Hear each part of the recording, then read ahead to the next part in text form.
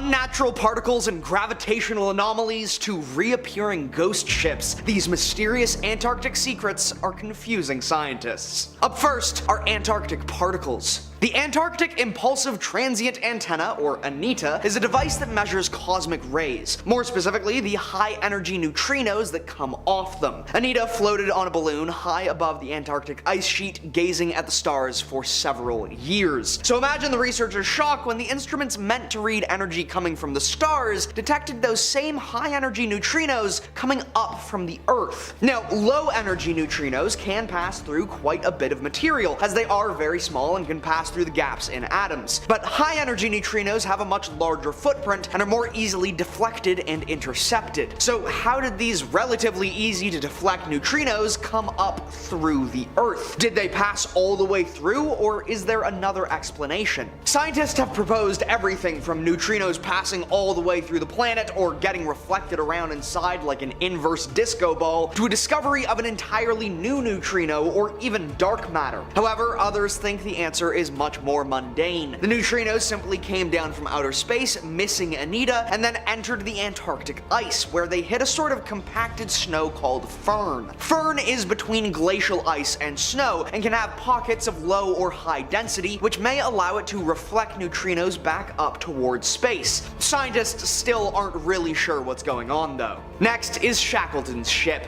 Ernest Shackleton is one of the great explorers of world history, having made his fame off of the rather disastrous attempt to reach the South Pole with his ship Endurance. It wasn't his first trip to Antarctica, and far from his first time in the cold, but this time the ship got stuck in an ice floe. The crew would spend 2 months on the ice before managing to make an equally long journey to rescue, but the ship was swallowed whole by the floe, and then vanished into the cruel Antarctic Sea. You'd be forgiven for thinking the ship had sunk, totally destroyed, and would never be seen again, but you'd be wrong. In the mid-1960s, another ship went searching for the Endurance, tracing her path, and would get to see a once-in-a-lifetime event. The ice floe heaved, split, and spat forth the Endurance, her hull pushed high into the sky before she was sucked back under the ice and vanished for good. In 2022, researchers would successfully discover the wreckage beneath the ice, scanning it through the crust for a 3D rendering. Being stuck beneath dangerous sea ice 3 kilometers under the surface, it is likely Endurance will remain there for the rest of history. Next is the green crab crisis. Green crab are some of the most successful colonizers in the animal kingdom. Rapidly adaptable, small enough to survive anywhere, often in large numbers, and very successful predators, these crabs can take up roots just about anywhere the water is the right temperature for them to live in. So you might think it's a little silly to bring a whole bunch of them and start farming them off the coast of Chile, and now, several years after that decision was made, we know it was a bad idea. Green crab have been swarming up the Pacific coast of the Americas, devastating several ecosystems. But they also taste delicious, so it isn't too bad. It's not like there's nothing that eats crabs along the Pacific coast anyways, but Antarctica is a different story. For now, the waters are too cold for the green crab to push that far south, but if we know anything about the future, it's that the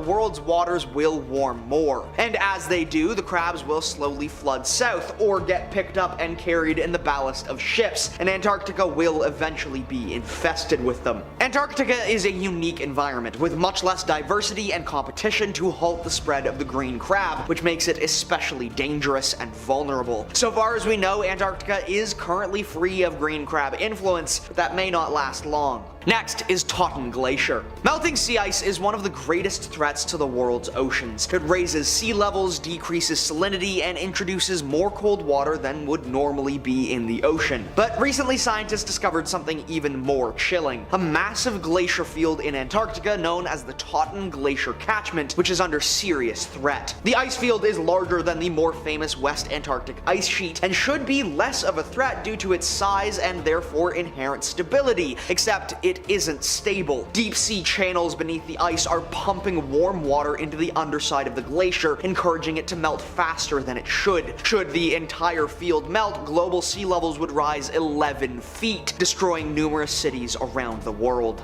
Next is Maud Rise Polynya. The Antarctic ice sheet may look smooth and pristine from the air, but it is absolutely not. It's filled with small holes and cracks which are known as polynya. Polynya are complex and can occur for a vast variety of reasons, often many of which are deeply interconnected. Maud-Rise polynya is, however, one of the largest and most sudden polynyas ever to appear. It practically appeared overnight, like a sudden gash in the ice sheet larger than the country of Wales. Unlike other polynyas which come and go, however, Maud-Rise has not shrunk, resealed, or vanished. It's believed that a strong current, strengthened by unusually warm and salty water, encountered the deep-sea mountain of Maud-Rise, which then drove this current up its face and into the ice sheet above. This new warm water current is then thought to have pushed the ice apart, opening up this strange and massive gash in the sheet. It's unknown how long the ice will stay this way, but it will likely be for decades if not longer. Then again, with how quickly the world's climate is changing, scientists really can't make any certain predictions.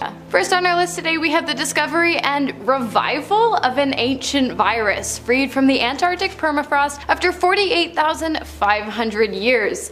Oh my gosh, have we learned nothing from sci-fi and television? You do not restore ancient viruses. You don't do it. Well, they did it. The zombie virus was discovered as a result of melting ice in the Antarctic region after laying dormant for tens of thousands of years. And honestly, scientists believe that while the risks are low, much like your ex, it does raise red flags as a potential endangerment to human health. The virus was returned to its former infectious glory in a lab after being inserted with cultured cells. Luckily for us, as of yet, scientists have only attempted to reanimate viruses that target single-cell amoebas, not humans or animals. That's great and all, but it still seems like pretty risky business to me. The scientist who performed the reanimation maintains he has done so to shed light on the potential risk of more dangerous viruses' ability to resurface and affect humans should the Antarctic permafrost continue to melt. Not only that, but as the ice continues to thaw, it also has the potential to release chemical and radioactive waste into our ecosystems. So, think about that. Next up, we have the discovery of a hidden landmass, frozen in time and ice, and estimated to be bigger than Belgium. The landscape consists of hills and valleys believed to have been carved by ancient rivers over millions of years ago. Its existence was confirmed using a technique called radio echo sounding, which uses sound waves to determine distances, based off of which corresponding maps of underground structures and landscapes can be created. Without even laying eyes on an area, we are able to determine the heights of its peaks and the depths of its deepest points.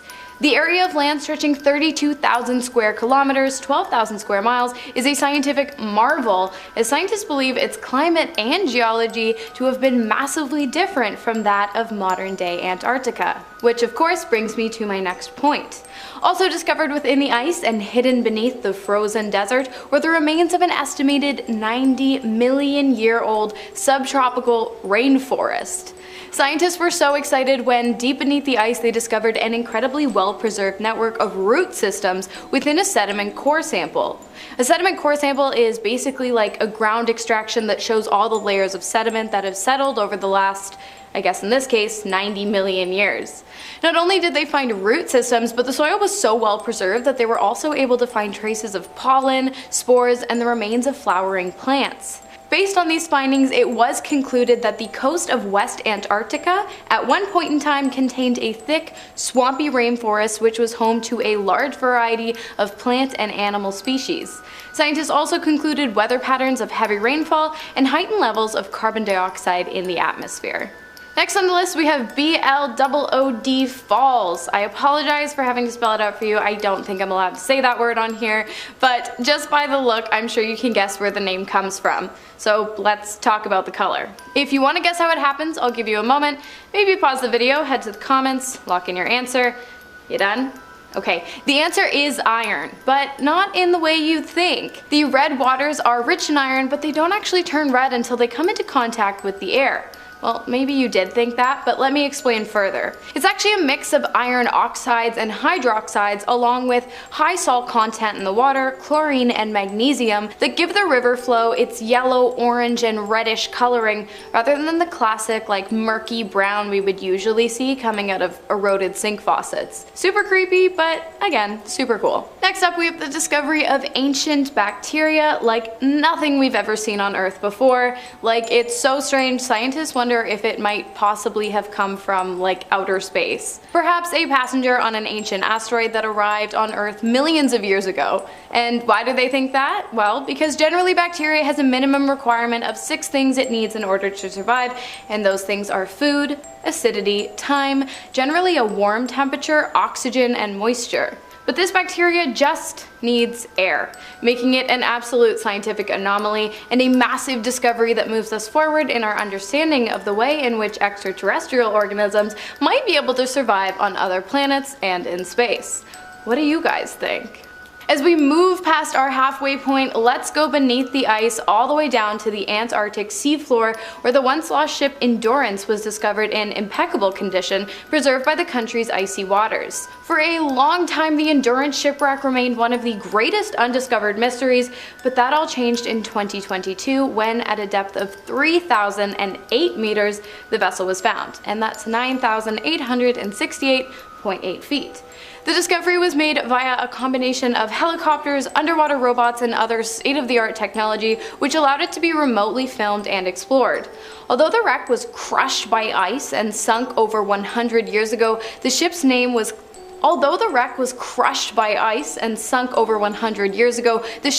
still clearly legible along the stern of the vessel. And this is an incredible scientific feat as it highlights the extreme advances in technology, allowing us to explore some of the most inhospitable and extreme depths of our oceans. And next up we have a freaky looking, lanky underwater insect known as the giant sea spider.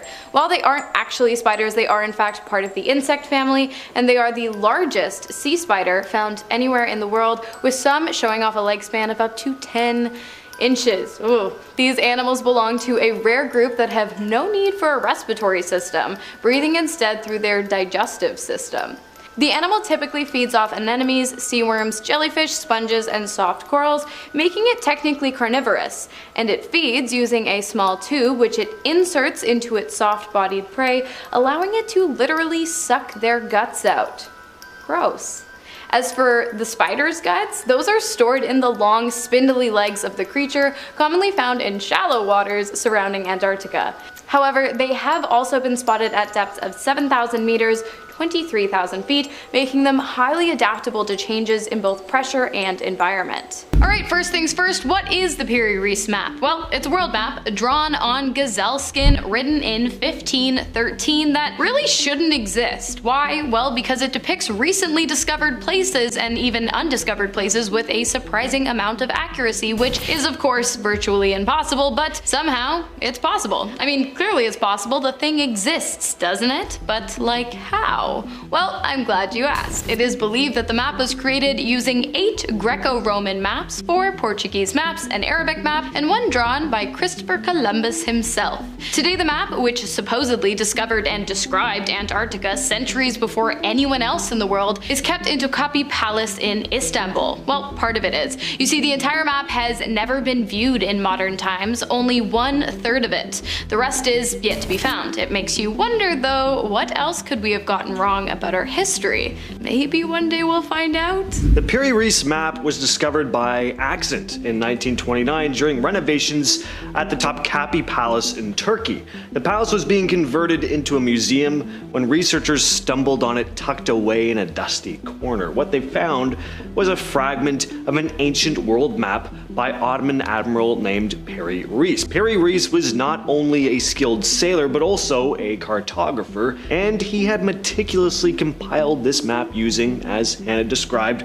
a number of older maps. The parts of the map that still exist show parts of Europe, Africa, the Americas, and of course, Antarctica, potentially. We'll get to that in a bit though. And for a map created over 500 years ago, This is pretty amazing, as Antarctica wasn't officially discovered until 1820 and wasn't mapped out until later, so there are tons of questions and theories surrounding the Perryree map. Does it contain knowledge from some lost ancient civilization or aliens? How's the thing so advanced? Now that you have some context, we're to get into the weeds. Alright, let's talk about continental drift, shall we? That's right, according to the Perryree map, at one point in time Antarctica was actually not all that cold, and also it was connected to South America, which is insane, but not in the way you think. The idea that Antarctica was once connected to South America makes total sense. I mean, the world used to consist of one single landmass that eventually broke away to form continents. What's insane is that the map was able to depict that. Now, I previously mentioned that Antarctica wasn't discovered until long after this map was completed, but perhaps it was. It just wasn't its own thing yet. I mean, it's entirely possible. And it's not like the map shows a frigid Antarctica nestled up next to the subtropical South Americas. The two appear to share the same climate and weather patterns. There is no ice depicted on Antarctica in this map, but more on that after this. One of the biggest mysteries about the Perryree map is its lines. Now, the map doesn't have the latitude and longitude lines you see on modern maps, which run east, west, north, and south. Today, we can measure longitude and latitude accurately using GPS and precise clocks, but in the early 1500s, when this map was created, this was almost impossible. The problem with measuring longitude back then was that it required knowing the exact time at two different places simultaneously. Sailors could measure latitude using the sun and stars, but without a reliable way to keep track of time, determining longitude was a huge challenge. The invention that finally solved this problem was the marine chronometer, which was a special clock that kept accurate time at sea, but this wasn't invented until about 200 years after Perryree created his map. But the Perryree map does have what are called azimuth lines, which end up being strangely very accurate to modern maps, to the point where it seems virtually impossible for the map to have been created when it was. So, how did Perryree manage to create a map with such accuracy for the time? Well, we'll be getting into theories in a bit. Starting us off at number 10 is the Ningen. Arguably the most famous folklore creature associated with Antarctica, the Ningen is said to be a terrifying deep-sea cryptid that has been terrorizing sailors for centuries. First recorded in the early 1700s by Japanese sailors who were exploring the Southern Ocean, the Ningen is often described as an enormous white creature with an elongated head and body that resembles that of a whale. But the creepiest part is that many tales describe it as having 2 human legs. I mean, just look at that thing. Creepy. Now, the Ningen has recently had a sort of resurgence after an alleged government employee spotted the creature on a research vessel. Originally posted to 2chan, many others came forward with photos or video. They claim to be the exact same creature, but officially, no confirmation of its existence has ever been set in stone. Some think it could be an alien, others are firm that it's a sea monster, but either way, it is one of the most feared cryptids in all of the Antarctic. Moving on to number 9, Antarctic Godzilla. Deep in the freezing temperatures of the Antarctic Sea, it's said there lies a creature so frightening that even one look into their eyes could be your last. Allegedly first spotted by a Japanese research trip in 1958, the Antarctic Godzilla is described as a monster with a head length of 30 inches who looks like a cow from the front but a monkey from the top. Said to be covered in brown dark hair with large eyes and pointed ears, the worst and scariest part of this creature is the serrated fin on its back that it can use to slice you in two at the slightest sign of aggression, which frankly sounds terrifying. But it only gets worse. So as this creature is named Antarctic Godzilla, it's, supposed to be super huge and terrifying, but it's believed that it can survive in not just water, but land too. So pretty much you are never safe. So really it's just one more reason that visiting the Antarctic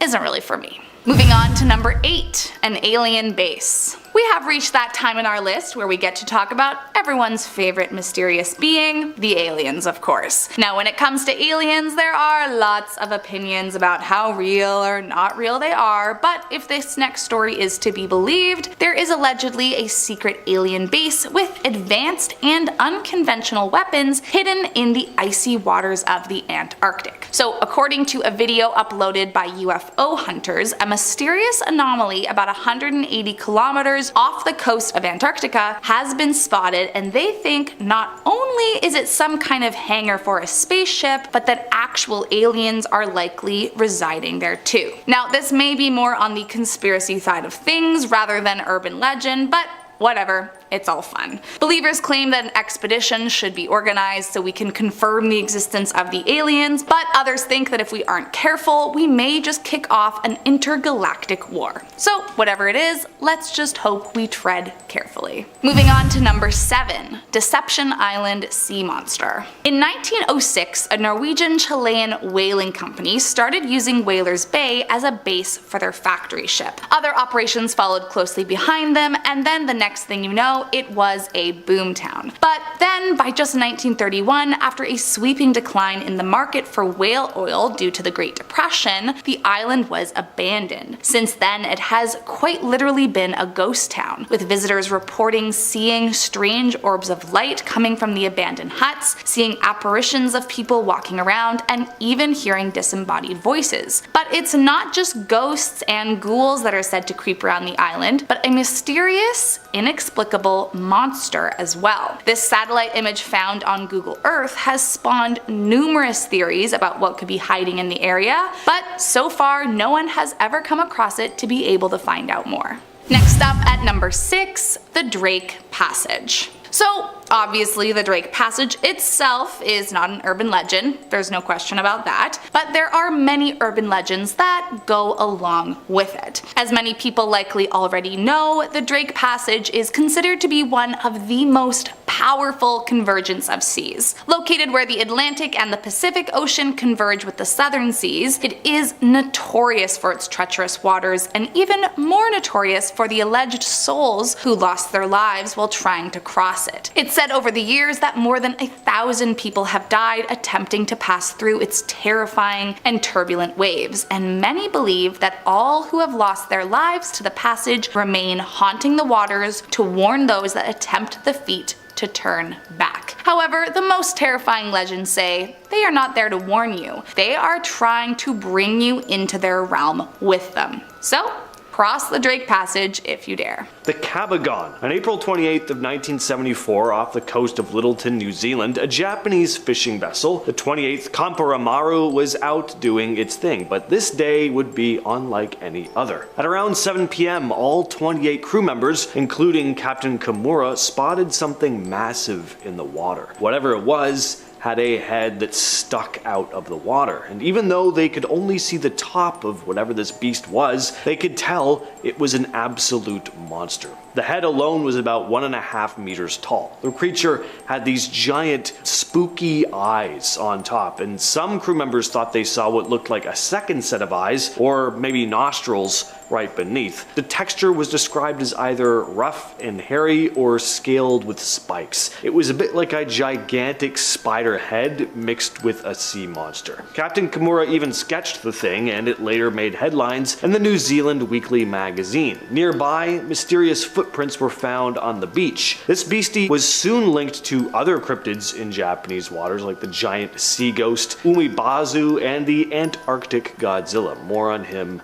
in a bit. But the Cagon has to be one of the strangest sea cryptids ever reported. The colossal squid is believed to be the largest squid in terms of sheer mass. We're talking about a creature that can grow up to 39 to 46 feet long, and it's not just long, it's also built like a tank, unlike its more famous cousin, the giant squid, which are pretty incredible already. The colossal squid actually has hooks on its tentacles though, some swiveling, others there's 3 pointed, and those hooks are sharp, designed to hold onto prey with this grip-like vice. The colossal squid's beak is the largest of any known squid, bigger than that of the giant squid, and its eyes are the biggest in the animal kingdom, with one specimen having eyes about 11 inches across. These creatures weren't found to actually exist until 1925, when 2 of its tentacles were found in a sperm whale's stomach. Sightings go way back though, but they were thought of the same way creatures like Nessie are, legends and myths. In 1802, a massive squid was spotted in Tasmania, way before anyone officially recognized the giant squid. Then in 1870, a huge squid carcass washed ashore in New Zealand, with locals calling it a tanewa. More sightings and washed up squid parts continued to pop up in the following decades. By 1924, just a year before the colossal squid was officially identified, another giant squid was spotted near Bluff, New Zealand. We know these colossal squids exist now, but we've never retrieved any massive sized carcasses, just ones on the smaller end of the scale. But somewhere deep in the waters off the coast of Antarctica, there are gargantuan squids, possibly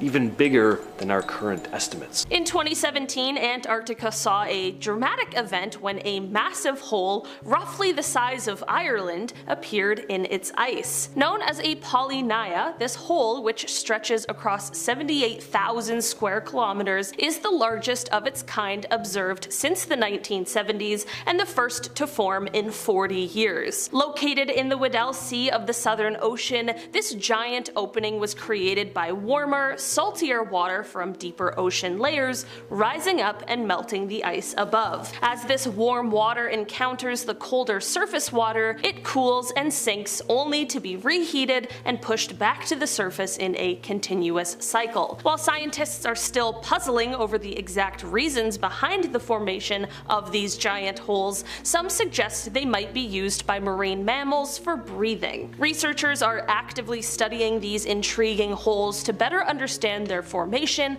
and impact on the Antarctic environment. In Antarctica's fossil-rich regions, scientists have uncovered remarkably well-preserved remains of ancient forests that date back around 120 million years. These forests thrived when Antarctica was part of the supercontinent Gondwana, a far cry from the icy desert it is today. Some imaginative theories suggest these fossilized forests might be remnants of an ancient lost civilization. While these ideas definitely capture the imagination, the current scientific consensus is that these fossils are valuable clues about Antarctica's warmer, greener past when it was home to lush vegetation and diverse ecosystems. Beneath the thick ice sheets of Antarctica lies a hidden marvel, the Gamburtsev Mountains. Stretching over 1,200 kilometers and rising up to 3,000 meters, about a third of the height of Mount Everest, these mountains remain largely concealed under a 2,000 to 4,000 kilometer thick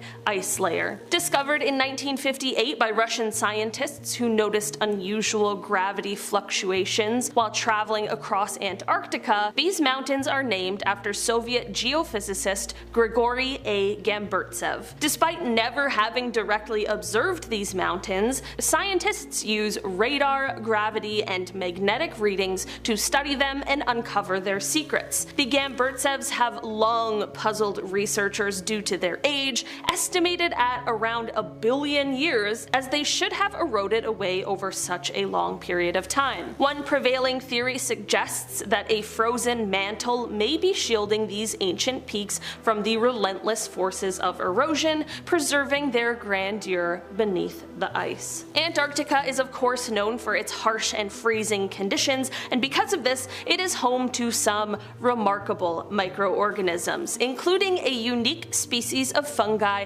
that thrives in this icy environment. Unlike the fungi you might find in warm, forested areas, these Antarctic Antarctic fungi have adapted to survive the extreme cold by feeding on the old wooden huts left behind by early explorers. Another intriguing type of fungi in Antarctica has been discovered living off of the petroleum leaks from abandoned fuel containers. This type of fungi is particularly interesting because scientists are exploring its potential for cleaning up larger oil spills around the world. By studying these resilient fungi, researchers hope to harness their capabilities for environmental cleanup and gain insights into how life can adapt to the most extreme conditions on Earth. You might have heard whispers online about mysterious pyramids hidden beneath Antarctica's icy surface. Some theories suggest that these could be ancient structures built by aliens, lost civilizations, or even long-lost explorers. However, before you start picturing an Antarctic version of Egypt's Great Pyramid of Giza,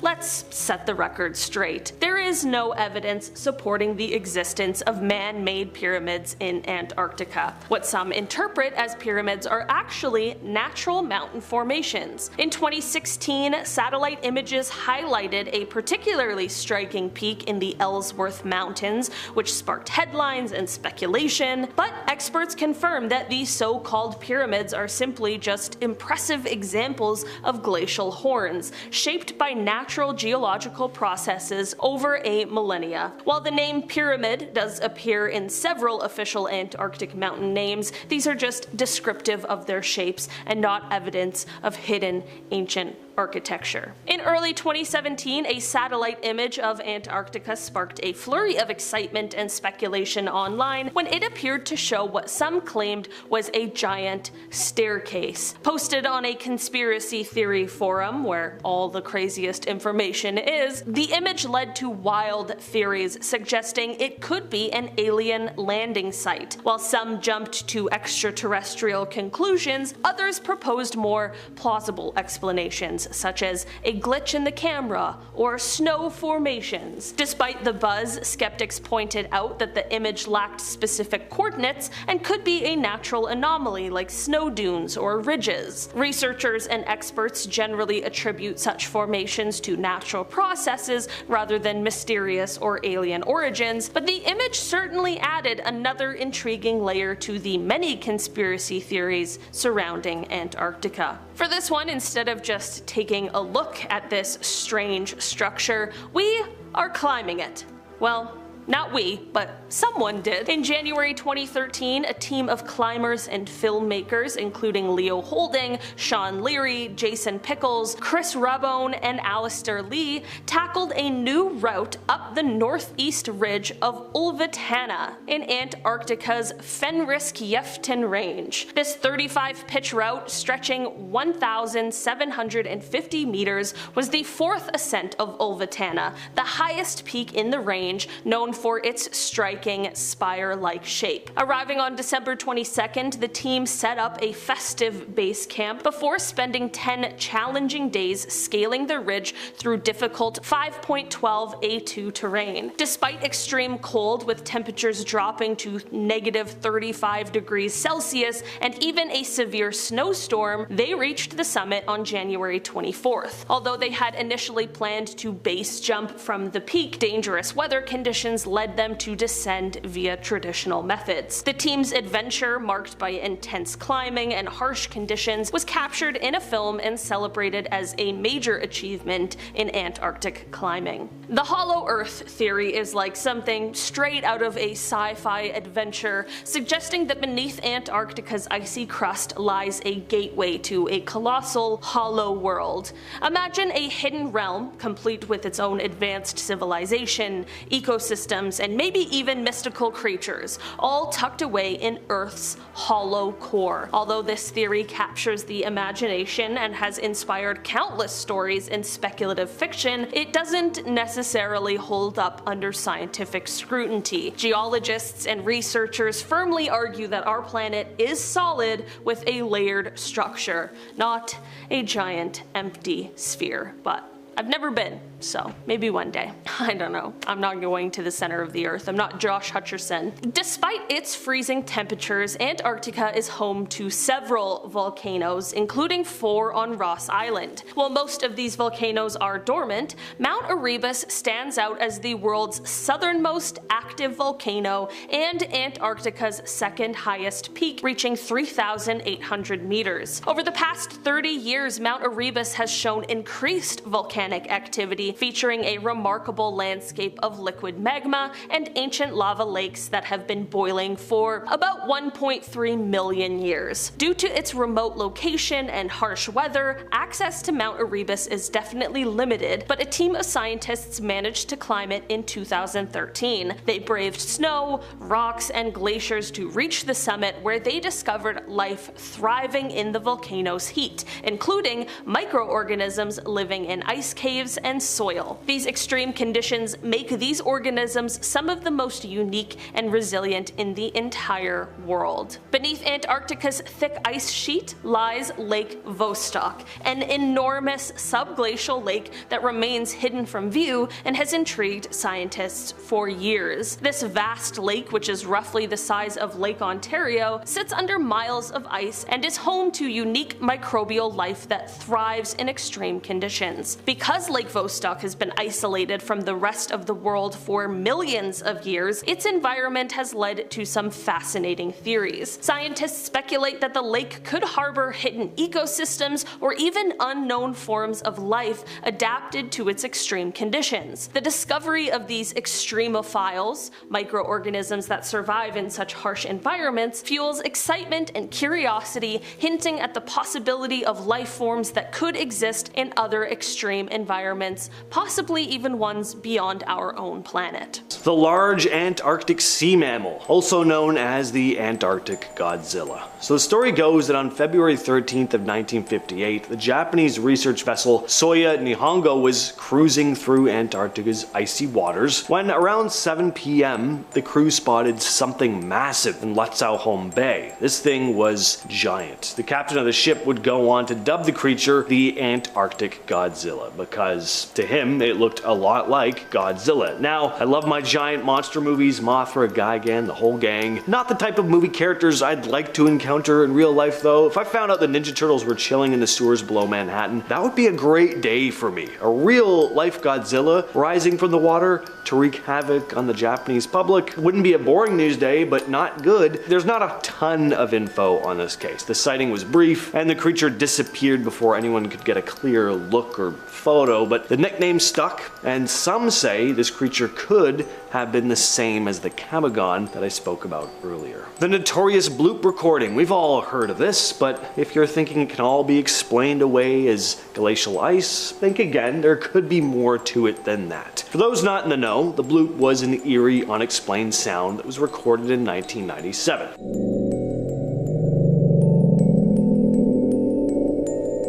The National Oceanic and Atmospheric Administration picked up a powerful underwater noise in the South Pacific. This sound was incredibly low frequency and very loud. The mysterious sound was dubbed the bloop, and nobody knew what it was. Some thought it might be from a massive, undiscovered sea creature. But in 2012, the NOAA figured that the bloop was actually just similar to noises made by shifting ice. The bloop was detected several times by an array of hydrophones designed to listen for undersea activity. The NOAA concluded that the sound matched patterns produced by ice quakes rather than some giant sea creature, but till this day not everyone is convinced. Some argue that the bloop's sound patterns are just too specific, pointing to it coming from some yet to be discovered animal. Are there walruses in the southern hemisphere? Well, not officially anyway, but there have been some very odd sightings over the years. Sightings of what have been dubbed southern walruses. Victorian naturalist James Hector, who was no stranger to odd animal reports, collected stories about walrus-like creatures spotted around New Zealand. Hector even speculated that these creatures might be lurking among the Antarctic ice flows. He thought if these areas were explored more extensively, they might uncover these walruses as well as other unknown animals. Thor Heyerdahl, the famous explorer, also had thoughts on this, saying that a Maori myth about a tusked merman might have actually been based on sightings of these mysterious southern hemisphere walruses. And there are other mentions of tusked creatures in the region. Historical records mention tusked marine mammals off South Africa. In Francois Legat's Voyage and Adventures from 1707, Legat described seeing a large red sea cow with long tusks off the Cape of Good Hope. Then in 1852, we have Hugh de Bonnelly's sighting off Isla San Lorenzo in Peru. He saw a giant tusked seal described as having a seal-like head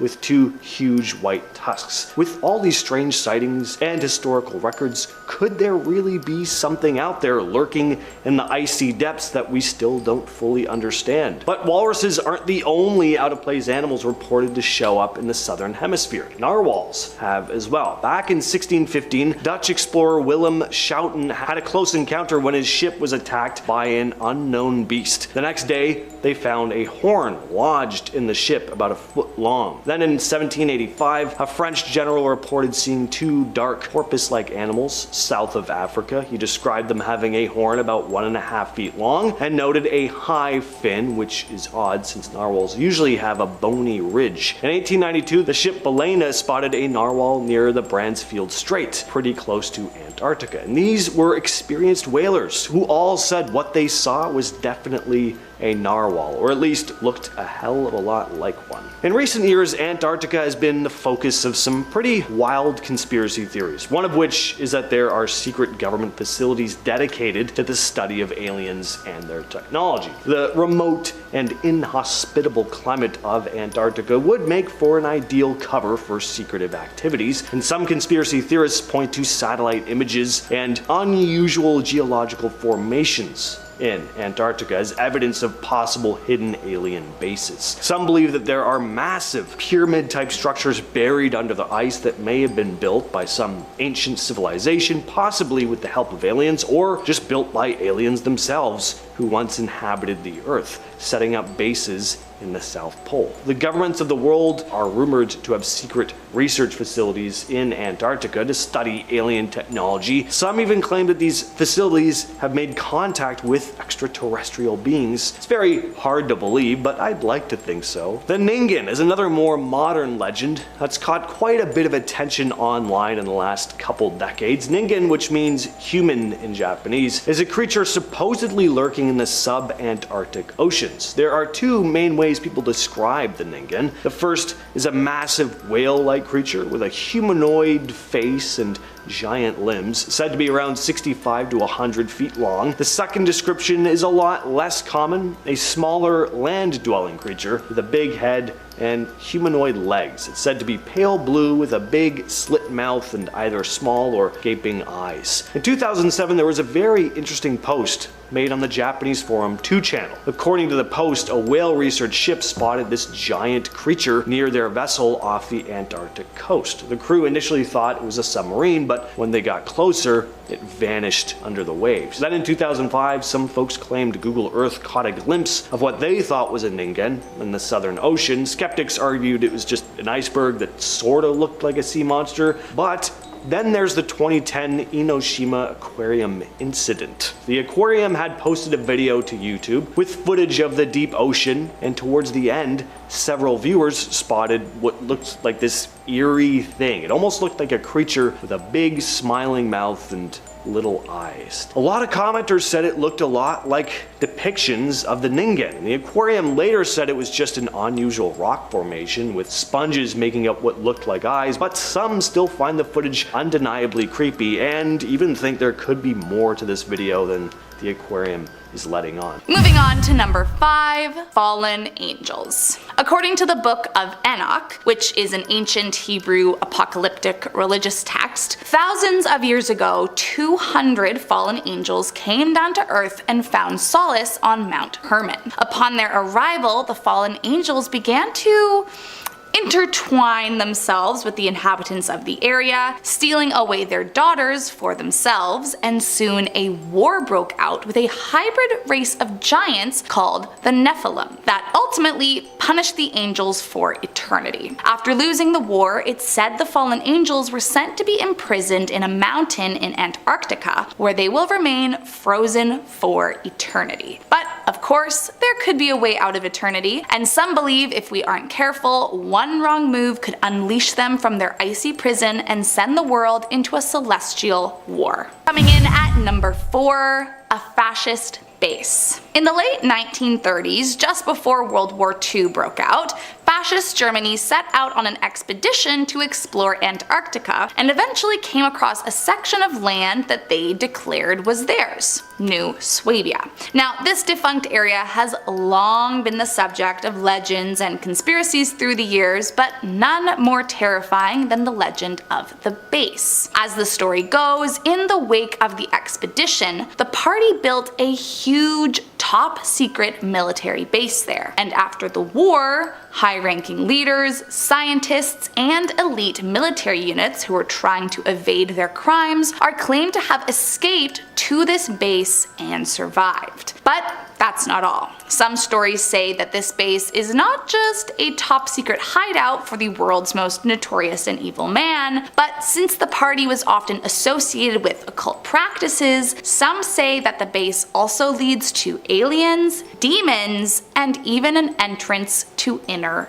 Earth. Moving on to number 3, Scott's Hut. During the early 1900s, there was a huge race to be the first country to reach the South Pole. Then in 1911, explorer Robert Falcon Scott and his team set out on a mission against Norway, later called the Terra Nova Expedition, to do just that. A hut was pre-constructed in Britain that was brought over as a base camp for the crew, and they set it up near the Great Ice Barrier. Eventually, it was decided some men would stay behind with supplies and shelter, and the rest of the team would venture out further. But sadly, their mission was ultimately a bust, as by the time they reached the pole, the Norwegian flag had already been planted. So the men turned around to head back. But sadly, due to frostbite, starvation, and disease, the men died off one by one and never made their return. Ever since, legend has it that the hut is where the ghosts of the perished men live, and visitors claim that you can hear strange voices and footsteps all around the cabin. Apparently, the minute you walk in, you feel as though you're being watched, and some even swear they have seen the ghosts of Scott and his men lurk inside. Moving on to number 2, Mount Arabus. Mount Arabus is the southernmost volcano on Earth, and it is still very much active. Some like to refer to it as the place where fire meets ice, as while inside the mountain it is still swirling with hot molten magma, the outside remains frozen solid and surrounded by ice caves. And while that might sound super cool, it is also the site of the infamous Ross Island plane crash, and that is where our urban legend begins. One fateful day in 1979, a tourist plane from New Zealand was flying over Antarctica. Though exactly what happened is unknown, somehow the computer directing the flight got rerouted, and instead of taking the usual route, ended up flying dangerously close to the mountain, and in the blink of an eye, the plane crashed, instantly killing all 257 passengers and crew members on board. Said to be overwhelmed with ghosts seeking revenge for having their lives taken too soon, many of the spirits are said to roam the island, wandering around the frigid landscape, waiting for unsuspecting visitors to walk past. And some say that if you walk past the mountain, you can still hear the screams of the victims who lost their lives to the crash. And last up in our number 1 spot today, the ghost ship of Jenny. As the legend goes, while crossing over the Drake Passage in 1823, the British vessel Jenny got stuck in the ice and was never seen again. For years, no one knew where it really was, what had happened to the boat, or if the crew had survived the treacherous crash. However, about 20 years later, it's said a whaling ship discovered them and, believing it to be the legendary Jenny, decided to go on board and check out what might still be on it. Legend says the crew made their way onto the ship, but were horrified to find all the bodies frozen solid and perfectly preserved by the ice. However, the most disturbing part was the note they found in the hand of a corpse they believed to be the captain. The note read, May 4th, 1823. No food for 71 days. I am the only one left alive. It's said said the crew were so frightened of the sight that they left all the bodies alone and took only the logbook when they left. However, no one has ever seen the logbook or Jenny again, nor has anyone ever seen the men who allegedly discovered Jenny all those years ago. Alright, let's get back to climate, specifically Antarctica's climate, and even more specifically Antarctica's climate at the time in which this map was created. A climate that was subtropical and supported a lush rainforest filled with various coniferous trees, flowering plants, giant mushrooms, and animals. While this might sound crazy to some, the map shows Antarctica connected to the subtropical region of South America, so it must be true. Well, no, an ancient map does not the truth make. But what does prove the existence of an ancient rainforest existing in Antarctica and also validate the Perryree's map is a core sample taken by scientists in Antarctica in 2017 that shows every layer of sediment that has settled on the continent over the past 90 million years, give or take. Ancient root systems perfectly preserved in soil samples along with traces of pollen, spores, and the remains of flowering plants were all found in the core sample. From this, scientists were able to determine what the weather would have been like in order to support such a wide range of life. Heavy rainfall and heightened levels of carbon dioxide in the atmosphere, i.e., it would have been a rainforest. Now, the pieces of the map we still have today don't show Antarctica in full. We're not even 100% sure if Perryree was depicting Antarctica or just assuming there was some landmass there that didn't really exist. Like Hannah mentioned, there's a depiction near the southern tip of South America on the map. Instead of accurately showing the continent's true shape, it bends eastward and takes up a big portion of the map's lower half. Some think it's a mistake, some think it is an early interpretation of Antarctica. Again, it's not shown having ice, contrary to what we know today. Antarctica has been covered in ice for millions of years. It was only ice-free during prehistoric times, so a lot of historians think that what's actually shown on the Perryree map is his assumption of what the South American continent might have looked like. Alright, hear me out for a sec, because there are some theories surrounding how the hell some random man named Perryree was able to map the world so accurately in the year 1513 with no aerial views or GPS devices. And of course, one of those theories is aliens, or some kind of advanced ancient civilization that far surpassed the abilities of humans in ancient times and possibly the ability of humans today. Who knows? As I said, the Perryree map was discovered in 1929, in the early 20th century, and it is believed to date back to the 16th century, circa 1513. Not only would it have been incredibly difficult to have mapped out Antarctica, an undiscovered continent, back in the 16th century, it was also incredibly hard to do it in 1929 as well. Why? Well, because Antarctica was only discovered in 1820 and it wasn't mapped out until 1983. So what the heck did Perryree have that we didn't until 470 years later? Well, perhaps some help from an advanced extraterrestrial being or ancient civilization with access to air travel and advanced mapping technologies. I mean, I know it sounds far-fetched, but like really, how could anyone have created this map back then with no help? I just don't buy it. I don't think he deserves all the credit. Let's talk more about that theory about a highly advanced but lost ancient civilization creating the map, or at least, giving some of their knowledge and expertise. Along with the maps Perryree collected from around the world, he could have had access to ancient maps or texts from lost civilizations who had advanced knowledge of geography and map making. As for what this civilization could have been, I mean, go wild. Obviously, though, Atlantis gets theorized about the most. This could explain why large chunks of the map are missing, or why so much of the information in it predates stuff we only thought became common knowledge many, many years later. Who knows, it may have all gone down with Atlantis. It's a fun idea. Another interesting thing about the Perryree map is that it's possible that some of it was written in code, and therefore there is some of it that we might not understand or may have possibly misinterpreted, meaning there may still be secrets hidden within the map waiting to be uncovered. Only problem is, as I said, only 1/3 of the map has been found to date. So while it is entirely possible that the world comes together and pieces the entire thing back together, with the location of each piece possibly being a clue to cracking the hidden code drawn out on the ancient hide, it's also entirely possible that the secrets of Perryree's world map map, the second world map, are unfortunately lost to the world forever. Either that or there's actually just no code and no secrets and the whole thing is just some boring, incredibly accurate, super advanced anomaly, but where's the fun in that? And, you know, in terms of codes and stuff, there could be another aspect to this, a more symbolic interpretation here. Some hidden meanings to the map other than just geography. Some experts and enthusiasts of the map think that there could be areas drawn or named that might carry meanings more rooted in ancient beliefs or cultural ideas. For example, ancient cities or mythical creatures that are depicted on the map could have represented political power at the time, religious significance, or even navigational clues that were only understood by sailors of that time. The symbols and intricate details on the map has led to some speculation that it might have been more than just a practical tool for navigation. It could have been more of a canvas for expressing knowledge about the world that went beyond what was known publicly. Some even wonder if it might have encoded secrets or esoteric knowledge known to only select groups or societies back then. Who knows?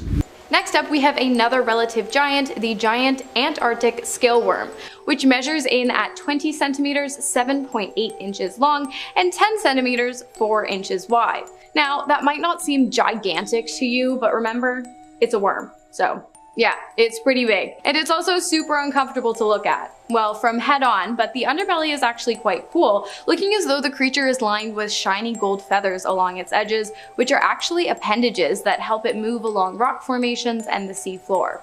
Its back is covered in scales that act as fully functioning body armor to protect against predators. Back to the head, which is, to put it nicely, unpleasant, and it's not even a head, really, it's just a fully retractable throat. While there is still so much we don't know about this recently discovered creature, the two sharp fangs on both its top and bottom jaw suggest it has a carnivorous diet and hunting rather than scavenging behavior. The animal is known to enjoy depths of up to 1,640 feet, and they're also super good for the underwater ecosystem, assisting in the building of reefs by recycling ocean waste through a process called worm composting, where they turn food scraps into other organic material that acts like soil for the sea floor.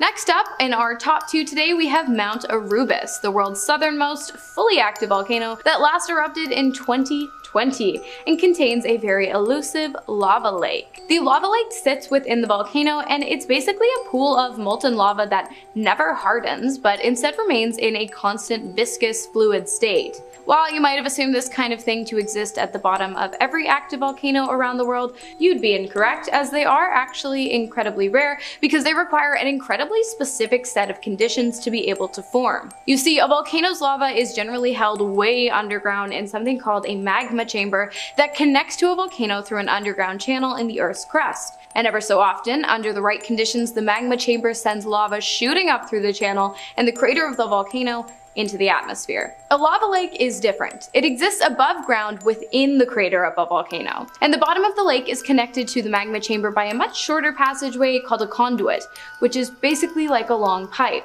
The lava from the chamber rises into the lake, and when the lava begins to cool, it moves back down towards the chamber to heat and rise once more. Thus, the lake remains unfrozen and in constant flow. Also a pretty cool sight to see.